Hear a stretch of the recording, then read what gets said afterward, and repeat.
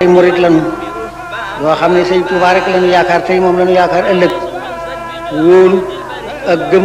ak ragal ak yaakaar sëñ Tuubaa rek lañu ko def. alhamdulillahi alkarim silminan ala istiqaali bi furudin wa sunan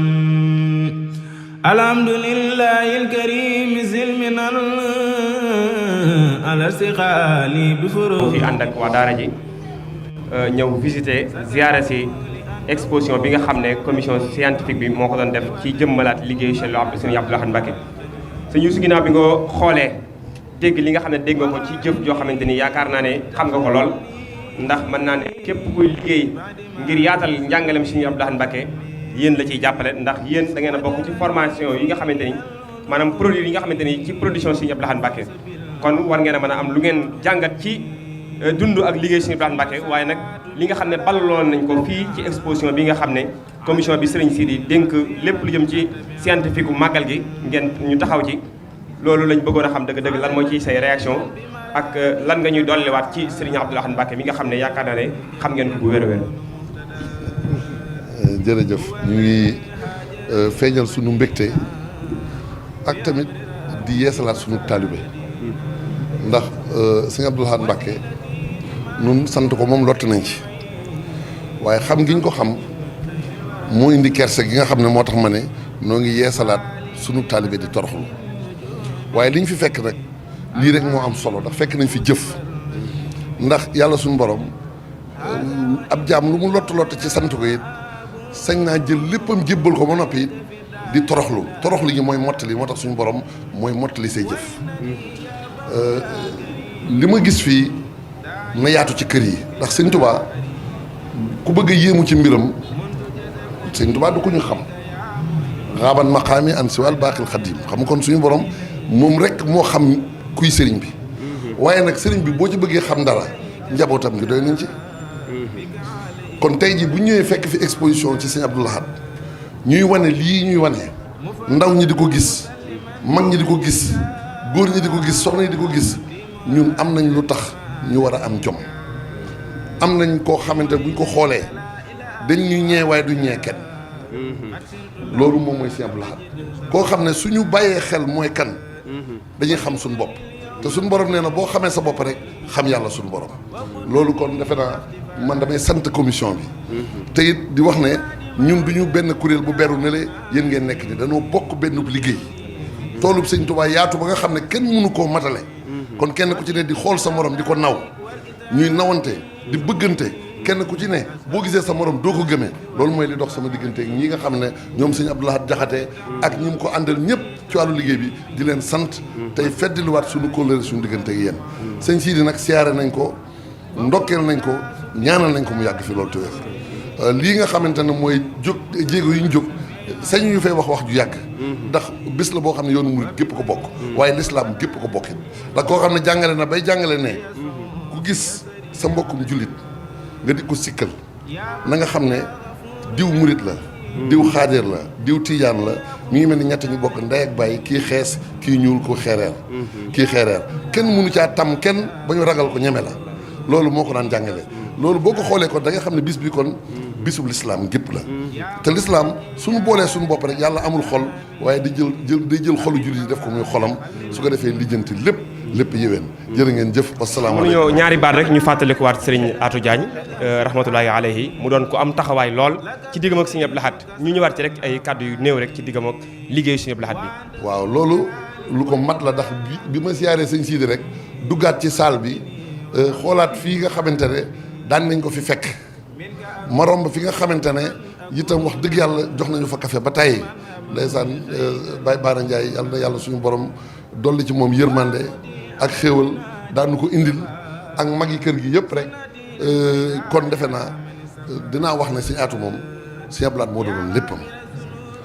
ndax ba muy jàng nekk université jeexal am njàngam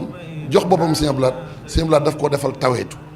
li ñuy wax taweetu tarixal xaw mi waxtam ci daay yi def ci moom ay jikko yoo xam ne wares naa jaar daara dem fu baax fu ne di def ay jawalaan di seeti ñu baax ñi ngir am jikko yooyu mu taxañal ko ci ndimbal moo taxoon Sëñ Atou wax dëgg yàlla amoon na gis-gis boo xamante ne ak dogu goo xam ne ci liggéey Sëñ Tuubaa lu ko waay mën a seereel mën naa tënku ci ne amul woon yitte ci kaw suuf lu dul liggéeyal sëñ Touba te liggéeyal sëñ Touba nag mooy garab gi nga xamante ne mbooleem saalihaat yi la muy jur ci aw yiw lépp boo ko dajalee mën nga ko tuddee liggéeyal sëñ Touba jërëjëf ndax sëñ Touba dafa waxoon ne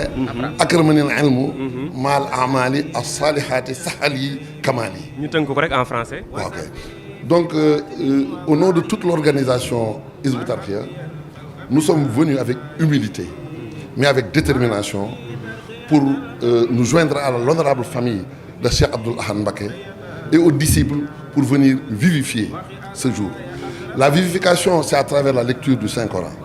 La vivification, c'est également à travers les ziyaras, les visites pieuses auprès des membres de sa famille. Donc je suis accompagné de responsables de Hizbut Tarqiyyah. Nous sommes venus rendre visite à notre guide, notre marabout, Serigne Sidi Mbacké. Puisse Dieu lui accorder une longévité sans commune mesure et lui accorder également une santé de fer. Nous lui avons rendu visite, il nous a honorés. Il nous a honorés et également il a réaffirmé son engagement à nous soutenir. Donc nous n'avons pas tous les mots qu'il faut pour lui témoigner notre gratitude. C'est le moment également de témoigner notre satisfaction après notre visite de cette exposition qui est très glorieuse. Une exposition qui a su refléter des aspects extrêmement importants de l'œuvre gigantesque, de l'œuvre incommensurable de Cheikh Abdoul Ahad Mbacké. C'est une œuvre que personne ne peut évaluer, que personne ne peut appréhender. Parce que Serigne Touba, c'est quelqu'un que personne ne peut connaître. Il l'a même dit. Serigne Touba, c'est un miracle de notre Seigneur. Un miracle de l'apôtre de Dieu, Sayyidina Muhammad sallallahu alayhi wa sallam, qui est apparu en ces temps qu'on appelle Akhir Zaman. Mais pour connaître Serigne Touba, il suffit de se concentrer pour regarder ses fils, sa famille, ceux-là qui sont en train de vivifier, de vivifier la sunna du prophète sallallahu alayhi wa sallam, les valeurs islamiques. Ces valeurs sont réhabilitées par les membres de la famille de Serigne Touba. Quand on regarde les enseignements de Cheikh Abdoul Ahad, ça suffit pour être un bon musulman. Ça suffit pour être un disciple sincère qui ne cesse de rechercher l'agrément de Serigne Touba. Donc, il nous a abreuvés, il nous a couvés et il nous a honorés. Aujourd'hui, nous sommes fiers d'être des mourides de Serigne Touba grâce aux enseignements de Cheikh Abdoul Ahad Mbacké. Mais c'est Cheikh Abdoul Ahad Mbacké qui a créé cette organisation dite Hizbut Tarqiyyah.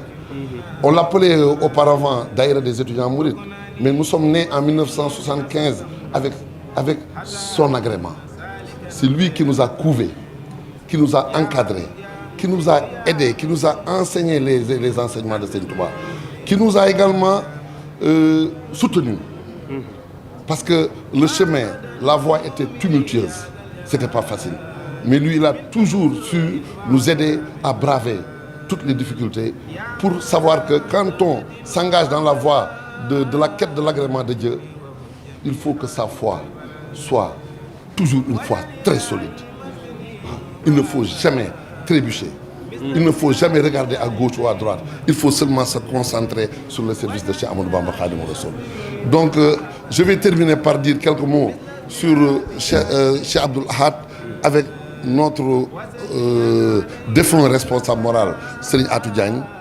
qui nous a quittés récemment. Puisse Dieu déverser sur lui son pardon, sa miséricorde et l'accueillir en son paradis éternel. Serigne Abdoul Ahad, c'est lui qui aimait, qui chérissait Serigne Atou. Il l'a accueilli en tant qu'étudiant, mais également il l'a aidé à emprunter le chemin des hommes de Dieu. En tant qu'étudiant, qui n'est pas un produit des Dara, mais qui est un produit de l'université, quand il a terminé, il a eu l'engagement de se soumettre au calife,